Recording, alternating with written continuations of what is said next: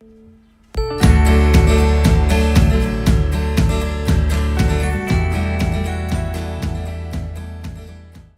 दोस्तों, मैं रविंदर रावत आप सभी का स्वागत करता हूं आप ही के चैनल में जिसका नाम है योर एस्ट्रो हेल्प। दोस्तों, हमारे जीवन में हम लोगों को बहुत सारी ऐसी उपमाएं मिलती हैं, बहुत सारे ऐसे बड़े बुजुर्गों के द्वारा कुछ लाइनें मिलती हैं जिन्हें समझ पाना थोड़ा मुश्किल होता है या वो हंसी जैसी बात होती है, लेकिन अगर उसके पीछे का तथ्य आपको समझ में आ जाए तो वो बहुत गहरी बात एक लाइन में कह जाते हैं। अक्सर उन्हें हम कहावतें कहते हैं। इसी प्रकार लाल किताब में इन कहावतों का बहुत ज्यादा इस्तेमाल किया गया है और उन्हीं में से एक कहावत है, बुध जैसे चमगादड़। ये ऐसा बुध के लिए क्यों कहा गया है? क्या चमगादड़ वाली गुण तत्व उसके अंदर होते हैं? ये अच्छा है कि बुरा है? इसको हम किस तरह से अपने जीवन में समझें, अपनाएं तो हमें इसका क्या लाभ मिल सकता है, ये सारी चर्चा आज मैं इस वीडियो में करूंगा।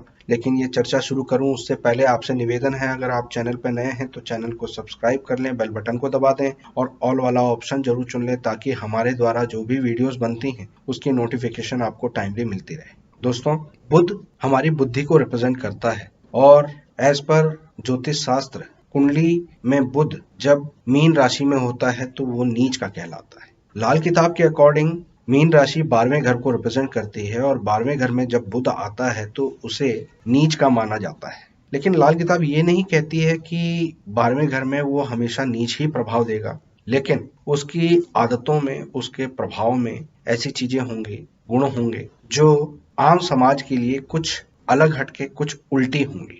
लाल किताब ने इसको 12वें घर में उल्टे चमगादड़ के रूप में बोला है। उल्टा चमगादड़, ये परिभाषा या ये कहावत क्यों कही गई है? क्योंकि 12वां घर हमारे छत को रिप्रेजेंट करता है और बुध ऐसा पक्षी है जो उस छत पर उल्टा लटका हुआ है, क्योंकि नीच का है, नीच का यानी उल्टा। तो ऐसे में उसके नीच प्रभाव को देखने के लिए एक कहावत के रूप में इसको कहा गया है। लेकिन अगर इस कहावत के अनुसार हम 12वें घर के बुध के बारे में गहराई से जाते हैं तो हमें समझ में आता है कि केवल स्थान की वजह से ही ऐसा नहीं कहा गया है। लाल किताब ग्रामर में बताया गया है कि जो छठा घर होता है उसकी दृष्टि 12वें घर में जाती है, लेकिन जब बुध 12वें घर में होता है तो उसकी उल्टी दृष्टि छठे घर में जाती है और वो पावरफुल होती है। यानी अगर छठे घर में और ग्रह बैठे हैं और वो 12वें घर को दृष्टि दे रहे हैं और ऐसे में ही 12वें घर में बुध बैठा हुआ है तो उसकी दृष्टि का प्रभाव उन बाकी ग्रहों की दृष्टि से ज्यादा मजबूत होगी, ताकतवर होगी। 12वें घर में बुध एक तो उल्टा, ऊपर से नीच का, तो ऐसे लोगों की जो आम प्रवृत्ति होती है, आप अपने आसपास भी देखोगे तो जो 12वें घर के बुध वाले लोग हैं वो दिन की बजाय रात में जागकर ज्यादा काम करेंगे। या तो उनकी सिचुएशन होगी या उनके पास काम ऐसा होगा जो रात में काम किया जाता है, या फिर वो लोग दिन में अपना परफॉर्मेंस नहीं दे पाते हैं, रात को उन्हें जागना पसंद होता है। इसी प्रकार बुध जब 12वें घर में होता है, उल्टे चमगादड़ की भूमिका इसको इसलिए दी गई है कि अपने मियाँ मिट्ठू और ऐसे लोग आप कोई भी बात करें तो उस बात को बीच में ही काटते हुए अपनी बात बीच में डाल देंगे, दूसरे की बात सुने बगैर। ये इनकी एक प्रवृत्ति होती है। ऐसे में भी लोग उन लोगों को बहुत सम्मानजनक दृष्टि से नहीं देखते, ये एक गलत प्रवृत्ति होती है। इन लोगों को हवाबाजी का बहुत शौक होता है।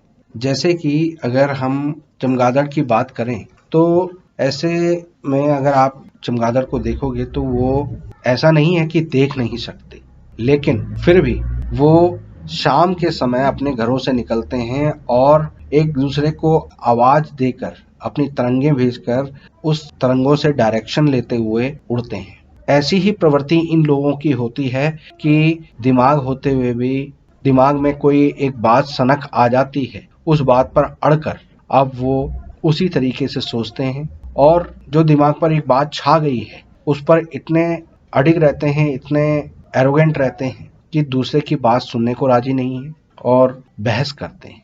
अपनी गलती को भी इस प्रकार से जाहिर करते हैं सामने वाले पर, पहले ही गर्म हो जाना या गुस्सा दिखा देना ताकि सामने वाला आप पर हावी ना हो सके। ऐसी प्रवृत्तियां उनकी होती हैं। अब ऐसे लोग, ऐसे बच्चे अपने माता पिता को अपने मरने की या अपने आप को नुकसान पहुंचाने की धमकी देते हुए अपने जायज नाजायज बातों को मनाने की कोशिश करते हैं, सामने वाले को डोमिनेट करने की कोशिश करते हैं। दोस्तों, जिस प्रकार चमगादड़ की वाइब्रेशन नेगेटिव होती है, उनका थूक, सलाइवा या उनकी बॉडी की गंध जर्म्स, बैक्टीरिया को बहुत ज़्यादा अट्रैक्ट करती है, एटमॉस्फेयर को खराब करती है, उसी प्रकार ये लोग भी अपने उठपटांग सोच को, शॉर्टकट रास्तों को पकड़ने के चक्कर में, जल्दी जल्दी अमीर बनने के ख्वाब में उल्टा सीधा सब कुछ जायज समझते हैं। जुआ, सट्टा, शेयर मार्केट, लॉटरी, इन चीज़ों में ऐसे लोग बहुत जल्दी अमीर बनने की कोशिश में अपना तो नुकसान करते ही हैं, अपने साथ जुड़े एनवायरनमेंट को भी खराब करते हैं, परिवार के एनवायरनमेंट को भी खराब करते हैं। अगर बुध 12वें घर में हो और ऐसे में शनि 6ठे घर में हो, तो ये लोग ज़्यादातर मंदे कामों में, अपनी ज़बानी चस्के में, शराब, अंडा, मांस, मच्छी, इन चीज़ों में लिप्त होकर अपने घर का, अपने परिवार का पैसा बर्बाद करते हैं। दोस्तों, 12वें घर में जब बुध बना हुआ हो और ऐसे में 6ठे घर में बृहस्पति हो, तो ऐसे लोग सोने और पारे के कॉम्बिनेशन में होते हैं। यानी सोना जो बृहस्पति है उसको अब पारा पूरी तरह से खत्म कर देता है। बृहस्पति बरकत को रिप्रेजेंट करता है, बड़े बुजुर्गों को रिप्रेजेंट करता है, पिता को रिप्रेजेंट करता है, दादा को रिप्रेजेंट करता है। अब ये उनके धन को अपनी नासमझी से, अपने जिदपन से, अपने उल्टी सोच से खराब कर देता है।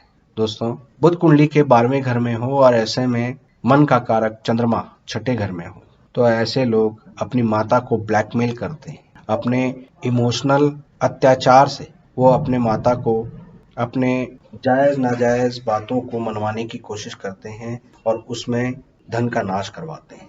दोस्तों, 12वें घर में बुध हो और 6ठे घर में मंगल हो, तो ऐसे में अपने भाइयों के साथ लड़ाई झगड़ा करके, उनको विवादों में फंसा कर या उनके साथ झगड़ा विवाद पैदा करके अपने धन का नाश करते हैं। बुध कुंडली के 12वें घर में और राहु 6ठे घर में, तो ऐसे लोग अपने ससुराल वालों को कुछ नहीं समझते। ससुराल वालों के साथ झगड़ा विवाद करके ऐसे लोग अपने लिए मंदा असर कर देते हैं।